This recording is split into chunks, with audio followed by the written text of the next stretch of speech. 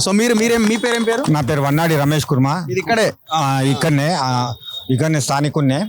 అయితే గత మాకు రజాకార్ పీరియడ్ నైజాం పీరియడ్ల నుంచి అప్పట్లో నైజాం పీరియడ్లో అప్పుడు హుకుమత్తుల ప్రతి ఒక్క కులానికి అనేది జాగాలు కేటాయించిండ్రు. వాళ్ళ కుటుంబాలు ఎవరైనా చనిపోతే ఇక్కడ పూడ్చనికే. అయితే ఆ పూడ్చనికే మనకు మా కుర్మలకు హిందువులకు కలిపి మాకు ఈ శ్మశాన వాటికి ఇచ్చిండ్రు రజాకార్ల పీరియడ్లా. దాని తర్వాత ఎన్నో ప్రభుత్వాలు రజాకారు పోయిండు. దాని తర్వాత రాష్ట్రము భారతదేశం విలీనమైనాక కూడా మాకు ఏదైతే ఈ ల్యాండ్ ఉందో ఇది అప్పట్లో ముఖ్యమంత్రులు ఈయన మేము ఇట్లా మాకు బొందలగడ్డ ఉందంటే మాకు ఒక ల్యాండ్ ప్రకారంగా మాకు కొలతలు ఇచ్చి మాకు కంపౌండ్ వాల్ తోటి సహా మాకు నక్ష ఇచ్చేసి కంపౌండ్ వాల్ కట్టుకోండి. మేము కంపౌండ్ వాల్ కూడా కట్టుకునే పరిస్థితులు లేము, గొర్రె కాపర్లము, మా దగ్గర అంత ఫండ్ లేదంటే కూడా గవర్నమెంట్ మేము చేయూతనిస్తామని చెప్పడం జరిగింది. ఇది సర్వే నెంబర్ కూడా మనకు 8. ఇది 8. వాడు పెట్టింది ఏంటంటే 7వ నెంబర్ సర్వే నెంబర్ మీద ఇది 7 అని చూపిస్తుండు. ఇది యాక్చువల్గా 8వ సర్వే నెంబర్ 8. అయితే మాకు ఇప్పుడు కొద్దిగా గత ప్రభుత్వాలలో దోపిడీ జరిగి ఇదంతా కబ్జా అయిపోయి మొత్తం అక్కడ షటర్లు ఫస్ట్ పైపులు డంపింగ్ చేస్తుండే, ఇదంతా ఆకుపోయే. అక్కడ జంక్షన్ నుంచి తీసుకుంటే ఇక్కడ సాయిబాబా గుడి వరకు మొత్తం లోపల ముండమోపుల బావి ఉంది. ముండమోపుల బావి కూర్చు చేసిండ్రు. అక్కడ ఎత్తుడు కాళ్ళు దింపుడు కాళ్ళు ఉంది సాయిబాబా గుడి పక్కకు.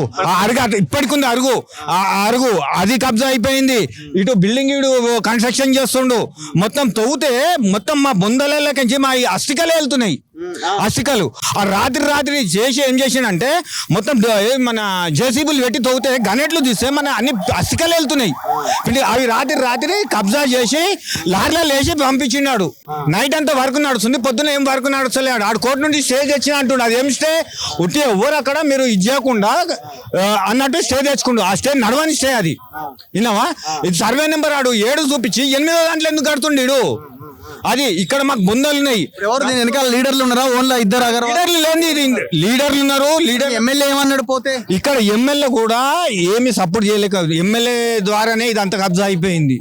కనుక గత ప్రభుత్వం ఉన్న ఎమ్మెల్యే ఇప్పుడున్న ఎమ్మెల్యే వాళ్ళ హ్యాండ్ ఓవర్లోనే కదా ఇదంతా కబ్జా వచ్చినాకనే ఇదంతా లేచిపోయింది. తెలంగాణ వచ్చినాకనే మొత్తం చేసింది పిల్లర్లతో సహా. మేము ఎంత అడ్డుపడి ఎంత చేసినా కూడా ప్రయోజనం లేదు. కమిషనర్కి ఇచ్చినాము, జిహెచ్ఎంసీ కమిషనర్కి ఇచ్చినాము, కలెక్టర్కి ఇచ్చినాము, మళ్ళా హైడ్రాకు ఇచ్చినాము, రంగనాథన్ కు. వారం 10 రోజులు అన్నాడు. ఇప్పటి వరకు వారం 10 ఏమైంది పెద్ద మనిషి మీరు ఇక్కడే ఉండండి.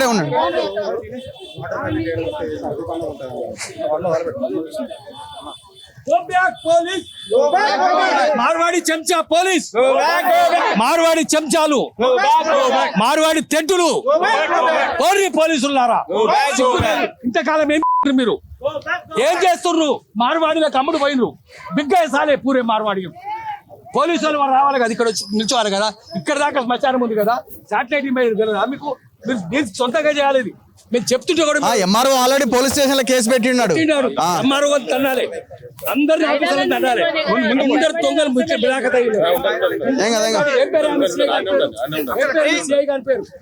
చెప్పు. నిన్న మీ సిఐ గారి పేరు ఏం పేరు? పట్టమని చెప్పు. పట్టాలు ఇప్పించి వాళ్ళు ఇంటికి పంపిస్తారు. ఎక్కడోడా ఆంధ్రోడా? ఓకే. సో పోలీసులు ఎందుకంటే ఈడ జనాలంతా గుమిగూడి అని వచ్చిర్రు. కానీ పోలీసులను అడగాల్సిన క్వశ్చన్ ఏంటంటే గాంధీనగర్ పిఎస్ లో ఎంఆర్ఓ ఇది ఎన్క్రోచ్ అవుతుందని కంప్లైంట్ చేసిండు. మరి పోలీసులు ఏం యాక్షన్ తీసుకున్నారు దాని మీద? మళ్ళీ దాంట్లో అన్నోన్ పర్సన్స్ అని పెట్టిరు. వాడు ఇద్దరు అగర్వాల్ కబ్జా చేసిరని క్లియర్ కనబడుతున్న తర్వాత అన్నోన్ పర్సన్ అని ఎట్లా ఎంఆర్ఓ పెట్టిండు? ఎంత ఘోరం చూడండి. పృథ్వీరాజ్ గారు, ఏం జరుగుతున్నది? మనం ఇప్పటిదాకా ఇన్కుట్ వచ్చినాం, చట్టం ఉన్నోని చుట్టం అని చెప్పని ఇన్కుట్ వచ్చినాం. కానీ చట్టం ఉన్నోని చుట్టం కాదు, మార్వాడోని చుట్టం. భారతదేశ చట్టాలు మార్వాడోని చుట్టాలి, అంతే కదా. భారతదేశ రాజకీయ వ్యవస్థ, తెలంగాణ రాజకీయ వ్యవస్థ, తెలంగాణ రాజకీయ నాయకులందరూ కూడా మార్వాడోని మోసేతి కింద నీళ్ళు తాగకుండా వాళ్ళు చేసే పాప పనులందరికీ వీళ్ళు సాధారిస్తున్నారు కదా. దానికి అద్భుతమైన నిదర్శనమే ఇగో ఇక్కడ ఈ బొందలగడ్డ మొత్తం ఇవాళ ఇప్పుడు పెత్రమాస పెద్దలకు బియ్యం ఇచ్చుకునే కాలంలో ఇగో చూడు మా హిందూ తల్లులందరూ రోడ్ల మీదకి వచ్చి మా ఊళ్ళ ఆనవాళ్ళు ఎవడ ఎంత దుర్మార్గులైనా సచిన ఆనవాళ్ళు అయితే నిలుపుకొని పోతారు. ఏ ఊరికైనా ఎక్కడ పోయినా కానీ ఆనవాళ్ళు లేకుండా చేస్తున్నారని ఒక్కొక్కరు బాధపడుతుంటే చూడలేక నాయన మీరందరూ బొక్కలు పోతున్నాయి, అన్ని పోతున్నాయి. వీటి మీద ఈ శవాల మీద వీళ్ళు బంగ్లాలు కట్టుకొని పైసలు సంపాదించే స్థాయికి పోయినట్టు. మీరు ఎంత దుర్మార్గులు. మీరు గోబ్యాక్ కాదు, మిమ్మల్ని సజీవ దహనం చేయాలి. ఈ మార్వాడి కొడుకులు ఎవరైతే ఇది కడుతున్నారో కబ్జా పెడుతున్నారో పోలీసోళ్ళు కూడా యాక్షన్ తీసుకోమని చెప్పి ఎంఆర్ఓనే పిటిషన్ ఇచ్చిండు కదా, ఎంఆర్ఓనే అప్లికేషన్ ఇచ్చిండు. ఏంది ఇది గలత్ ఉన్నది, వీళ్ళు చేస్తున్న తప్పు అని ఉన్నది. జిహెచ్ఎంసీ వాళ్ళు బోర్డు పెడితే సర్వే నెంబర్లు కింద మీద చేసి అంటే కోర్టులను కూడా అబద్ధాల పాలు చేసి కోర్టులో కూడా తప్పుడు పేపర్లు పెట్టి డాక్యుమెంట్లు క్రియేట్ చేసుకొని వచ్చి బహిరంగంగా ఇప్పుడు ఎక్కడో అటవీ ప్రాంతంలోనూ రాచరిక వ్యవస్థలో లేం కదా. ఇప్పుడు టెక్నాలజీ పెరిగింది. నువ్వు 10 ఏళ్ల కింద ఏముండే, 20 ఏళ్ల కింద ఏముండే, 30 ఏళ్ల కింద ఏముండే మొత్తం ఇమేజెస్ ఉన్నాయి కదా. ఆ పైకి నువ్వు శాటిలైట్ అంటావు కదా, భారతదేశం ప్రపంచంలో వెలుగుతుందని చెప్తున్నాం కదా. వచ్చి తీస్తే ఈ ఇమేజెస్ ఏమున్నాయనే తెలుస్తుంది కదా. ఇవన్నీ మొత్తం కట్టి ఆఖరికి బొందల గడలో వదులుతలేరు వీళ్ళు, గుడులలో వదులుతలేరు వీళ్ళు, బడులో వదులుతలేరు, దేన్ని వదులుతలేరు. ఇటువంటి వాళ్ళు దోపిడీ చేసి ఇప్పుడు నిన్న మైబాద్ లో ఒకటి మొత్తం ఇల్లీగల్ దందాలు చేసుకుంటా మొత్తం సబ్ స్టాండర్డ్ ఉన్నటువంటి దొంగమాల అమ్ముతుంటే సీజ్ చేశారు కదా. వీళ్ళు ఇది చేయగలిగిన వాళ్ళు ఏదంటే అది చేయగలుగుతారు. ఇప్పుడు ఉట్టి గోబ్యాక్ అని కాదు, ఇటువంటి నా కొడుకుల మీదనే యుద్ధం జరిగేదంతా ఇటువంటి వాళ్ళ మీదే.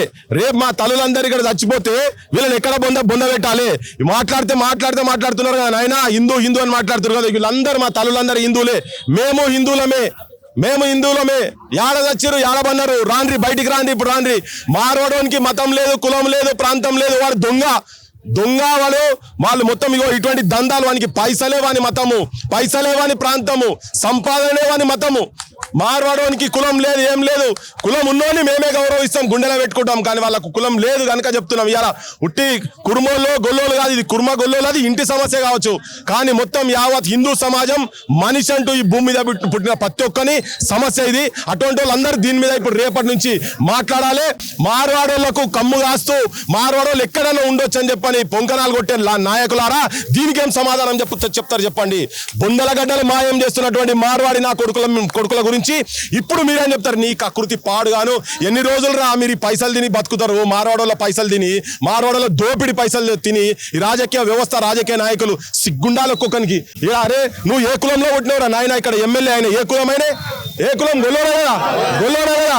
అరే యాదవ్ నాయన, నువ్వు కుర్మ గొల్లోనే కదా నువ్వు కూడా. నీకేం పుట్టిందా నాయన? వచ్చిన నిలబడాలి. మా బోటలకు ఎందుకు పని చెప్తున్నావు? నువ్వు వచ్చిన నిలబడాలి, నువ్వుగా కొట్లాడేది. కానీ నువ్వే వాళ్ళ పైసల కకృతి పడుతున్నావు జనం అంటున్నారు. వీళ్ళు ఒక్కడే కాదు, ముఖ్యమంత్రి గారు ఉద్యమకారులను లోపల పాడేసుడు కాదు. మార్వాడోళ్ళు అడ్డగోలుగా తిడుతుంటే 1000-2000 తాగి పంటారని చెప్పి తింటూ అన్ని మాటలు అవమానపరచుకుంటూ మాట్లాడుతున్నారు కదా. ఎవరో ఉంచితే తింటారు, ఉచ్చబోస్తే తాగుతారని చెప్పింది కదా. ఇప్పుడు ఎవరు ఉచ్చబోస్తే తాగుతున్నాడు, ఎవరు తింటున్నాడో మీ పాలకులు మీరు చెప్పాలి. వాళ్ళే చేస్తున్నాయని వాళ్ళే. ఈ లంగదాండాలు తెలంగాణ సమాజమా? మాది ఇది ప్రజా పోరాటము. ప్రజలందరినీ ఒక్కటి తీసుకురావాల్సిన అవసరం ఉన్నది. మనిషిని అడుగుదామా? ఎవరు ఆయనేనా? Red shirt. ఇప్పుడు మనం ఒక వీడియో చూసినాం రఘు. దాంట్లో క్లియర్ కట్ గా బొందలు తవ్వి బొందలు తవ్వి బొక్కలు తీస్తున్నారు. ఇలా ఓరే వీళ్ళ పూర్వీకులే కదా, మన్నుల పూర్వీకులే. వాళ్ళందరికీ మనకు సుటరికం ఉన్నట్టు వాళ్ళే వీళ్ళంతా. మరి వాళ్ళ బొక్కలు తీస్తుంటే ఇలా తెలంగాణ సమాజం మొత్తం మేల్కోవాలి. ఎక్కడెక్కడ మార్వాడి దుకాణాలు వాళ్ళ దుకాణాల్లో కొనొద్దు,